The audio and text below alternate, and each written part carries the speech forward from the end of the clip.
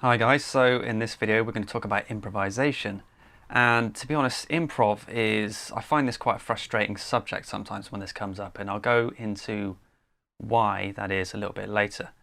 But this is going to be a video of two halves really. The first half I'm going to give you some pointers on how to get started with improv, and then the second half I'm going to go into the things that people really need to consider about improvisation, and really I'm going to give you my thoughts on the subject. But first of all, let's go into some actionable things that you want to do in order to get started in improv. And the first thing is I want to make known, point one is you get good at what you practice. Now a lot of people come to me and say I want to be able to do X, Y, Z, and I'm like okay, and then when I question them about what they're doing with their guitar practice, I find that they're not actually practicing those things, right? And this might seem really obvious, but if you're somebody who wants to be a more melodic guitar player, but all you're doing is practicing exercises, you're not practicing being melodic. If you're somebody who wants to be more musical, but all you're doing is listening to thrash metal, you're not giving yourself melodic influences.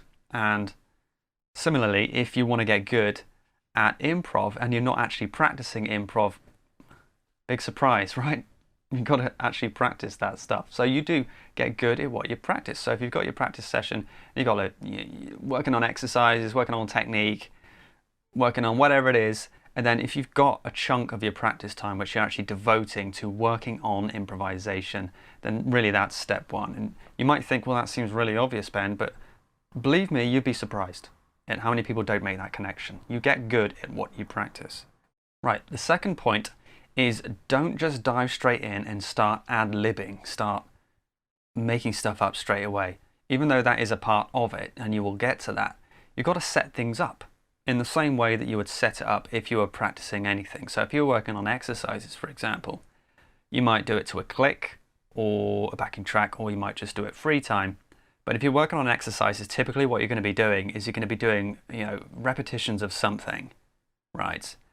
And then you're going to pause, give yourself time to recoup your thoughts and your recuperate your thoughts and all that sort of stuff.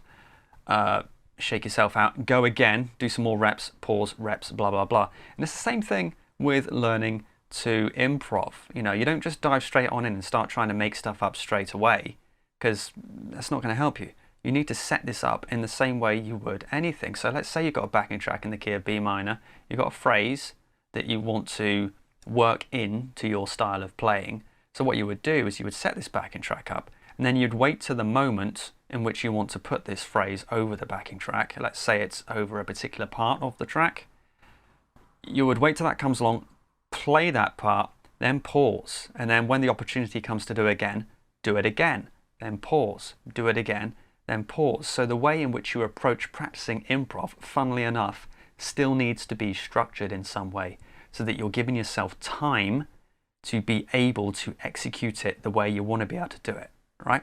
So in that regard, you still need to set things up as if you were practicing anything, all right? And the more you do that, the better you get at it. The third thing I want to talk about is start with backing tracks that enable you to stay in the same key or use the same scale, rather than just going dick first into something which has got multiple key changes and is really complex, right? Why would you do that to yourself? It's the whole cliche of diving in the deep end. Sometimes it's what you need for certain things to get over hurdles, but for something like this, really guys, no, just stick with something that's in the same key, enables you to stick in the same scale.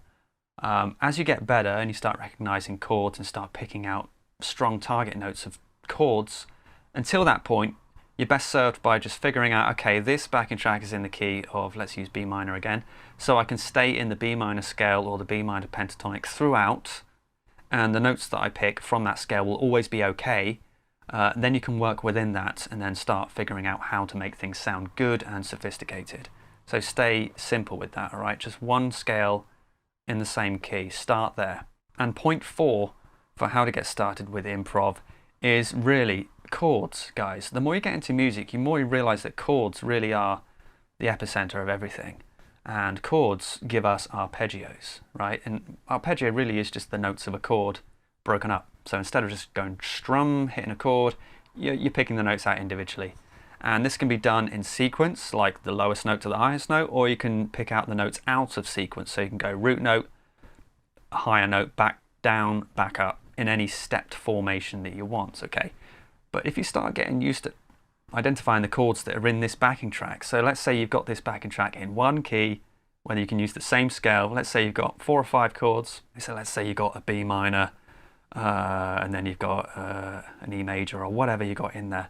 You know, if you can start seeing these, and this is where box positions come in. That's, you know, people just think this is boring shit that you get stuck with, box positions. No, these are actually really useful because you start seeing the shapes of the chords. You can start looking at it and you go, well, I know where a B minor is. I know how to sort of pick out the root and the fifth and then the minor third and all that sort of stuff. And then you start using the scale to fill in around that. So you start using the scale of B minor scale or B minor pentatonic. You start using those notes to fill in between picking out the chord tones. So really start thinking about the chords, start picking out the notes of the chords and start using the scale to fill in around. That's really where you start. So that's those 4 points there. And yes, you might be thinking, how the hell can I do a video about guitar and not even have a guitar in the video? Well, because it's me, because I can.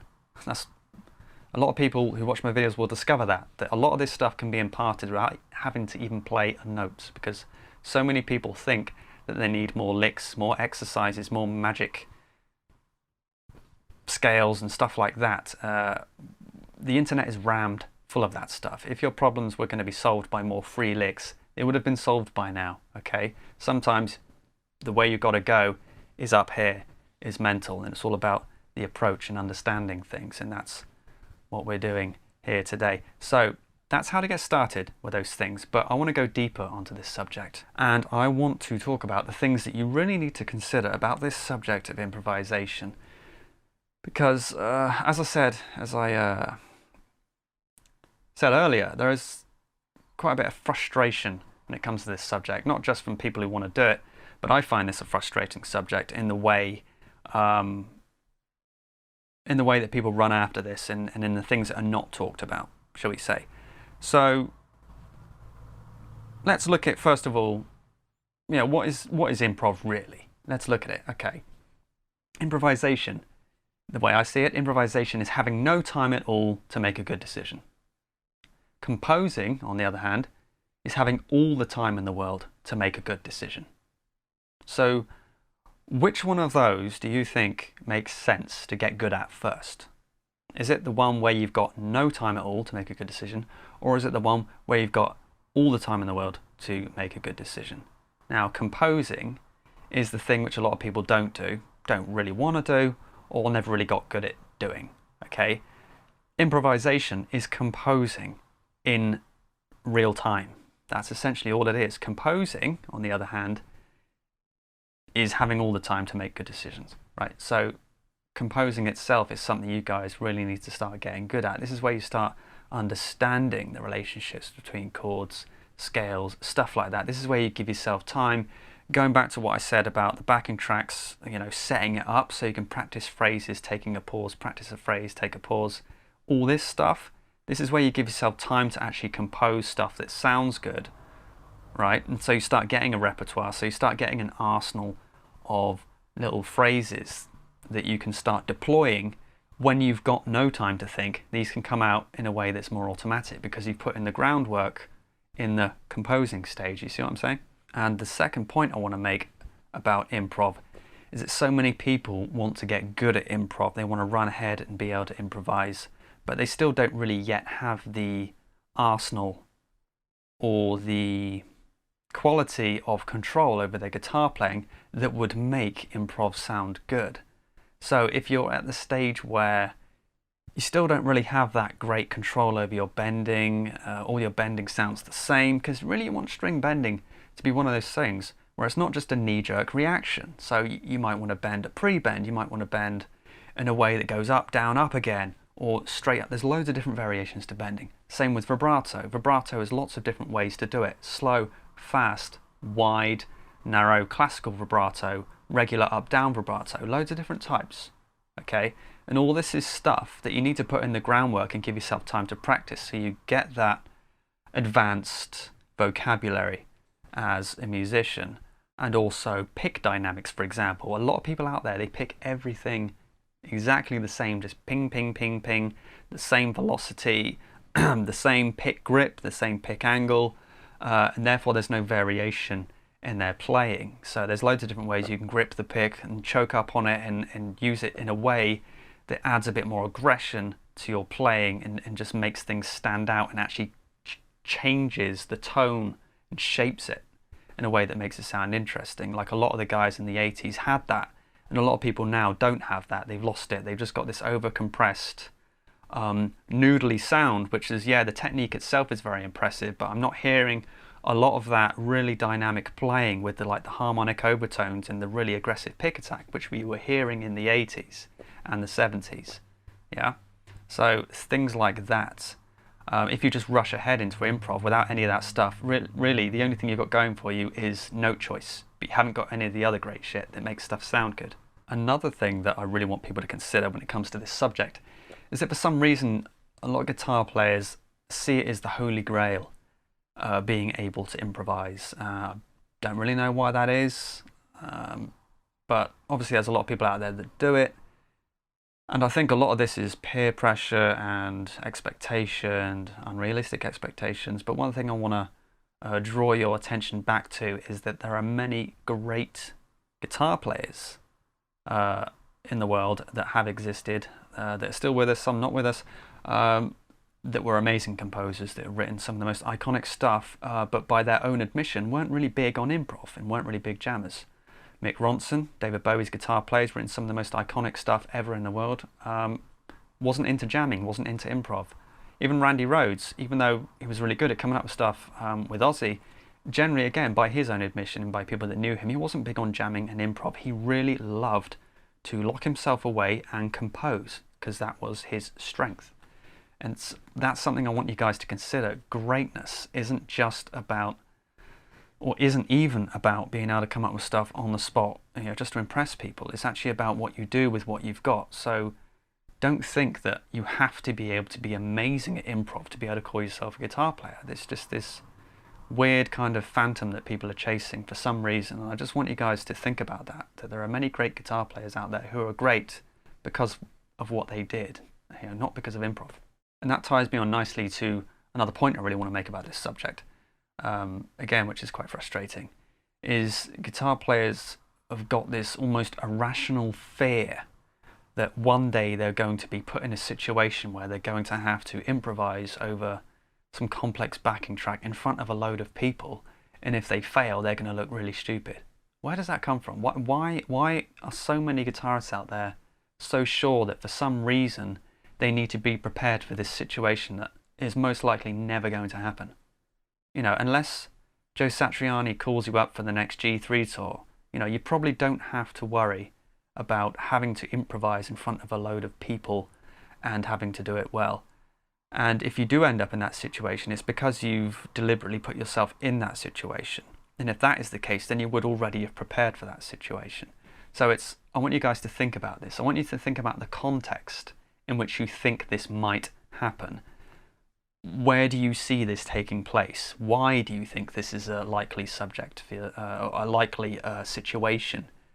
Is it to do with you just want to be good at improv over backing tracks at home in your own time? Or do you think you're going to end up in some sort of situation where you're going to have to do this publicly in front of people? If so, why do you think that's going to happen? Is that an avoidable situation, or is that a situation which you deliberately want to put yourself in? If so, are there things you can do about that? Is it a specific genre of music? Is it a specific type of progression? Are you in a band that plays really long, drawn-out Hendrix-style jams? If so, well then you know the kind of stuff that you're going to be playing. You can put in your due diligence and your time and get good at that sort of stuff. If it's a long 10-minute version of Red House, it's not exactly fusion. It's not Mahavishnu Orchestra style stuff, is it? It's blues-related stuff. You can get good at that, all right? So you don't need to have this irrational fear that you have to be able to play over every single chord progression known to man in the B Jupiter Fuckmaster scale, because that situation is not going to happen, ever.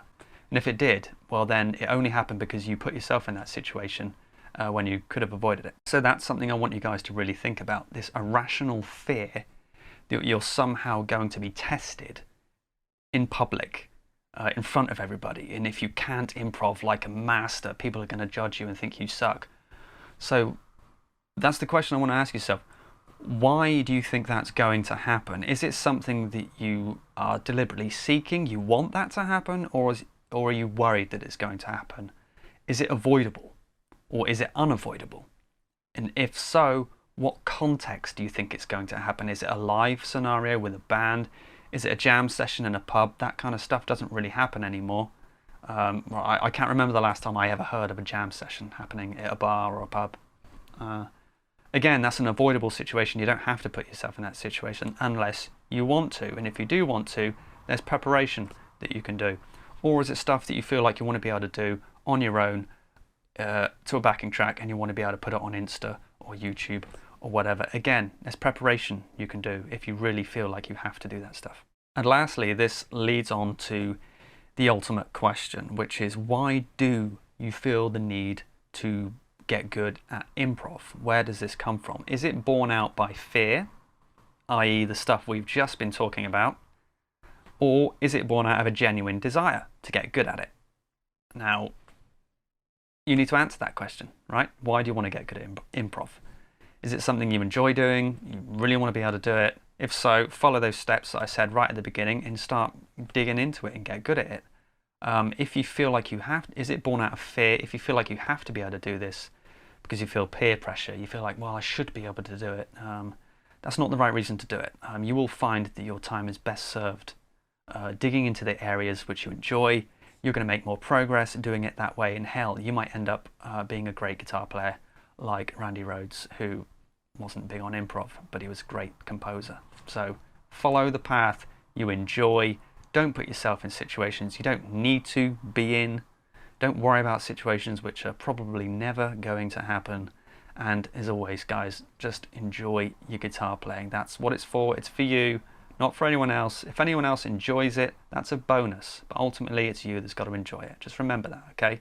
So happy improv and just go for it. But just enjoy what you're doing. Make your personal satisfaction and enjoyment your goal, okay? So I'll see you guys next time.